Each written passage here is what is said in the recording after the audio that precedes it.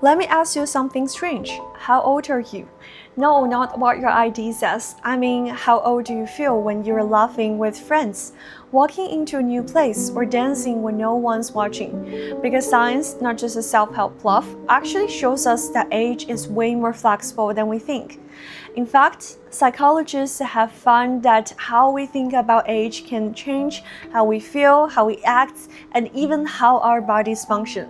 So today, I'm going to walk you through the research, not just quotes or vibes, but real studies that reveal why age is an illusion and how you can live younger, longer, and better, starting with your mindset. And let's start with something we've all noticed. When we were kids, summer felt like forever, and now months go by like days. This isn't just poetic, it's psychological. In 2014, researchers Krzysztof Janiszewski and Mark Whitman published a study in Frontiers in Psychology showing that as we age, our perception of time speeds up. And why? It comes down to novelty and memory density. When we were young, everything's new. Our brains form rich, detailed memories, so time feels full. But once life gets repetitive, same routines, same places, we form fewer new memory bookmarks. So time compresses, it flies. And so ironically, feeling old might actually come from not living vividly and not from being older. Let me introduce one of the most famous experiments in psychology, and honestly, it sounds like a time travel story. In 1979, Dr. Ellen Langer, a Harvard psychologist, designed what's now called the counterclockwise study. She invited a group of men in their late 70s and early 80s to spend a week at a retreat in New Hampshire. But this wasn't a normal getaway. The entire environment was recreated to look, sound, and feel like it was 1959. Music, newspapers, TV shows, and even the conversations they were encouraged to have, all framed as if they were 20 years younger. But here's the twist. Dr. Langer told the men not just to remember the past, but to act as if they were truly 1959. And the results were kind of shocking. After just 5 days, these men showed measurable improvements in posture, joint flexibility, grip strength, vision, hearing, and short-term memory. And some even looked physically younger in before and after photos, according to independent judges. Langer concluded that their mental shift is seeing themselves as younger and had tricked physical improvements. In her words, we're not our age. We are the stories we tell ourselves about our age.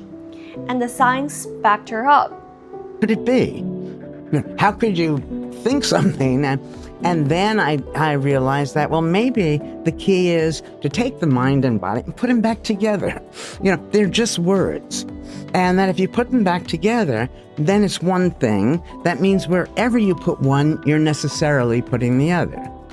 And so the counterclockwise study was the first test of it.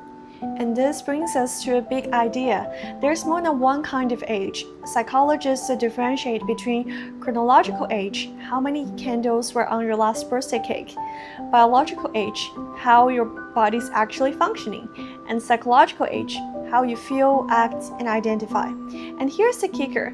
Psychological age may be the best predictor of your future health. And in 2002, Yale psychologist Becca Levy studied over 600 people over the course of 23 years. And she found that those with positive beliefs about aging lived an average of 7.5 years longer than those with negative beliefs, even after adjusting for gender, income, loneliness, and physical health. And that's a longer life just from changing the way you think about aging. You're not aging because you're old. You're aging faster because you believe you're old. So where do these limiting beliefs come from? A lot of it starts with the language and culture around us.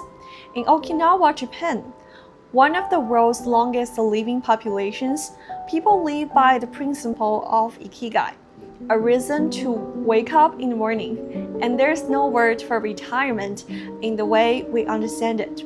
In Sardinia, Italy, elderlies are respected as the spiritual leaders of the family. And in contrast, Western cultures often treat aging as decline. And think about it.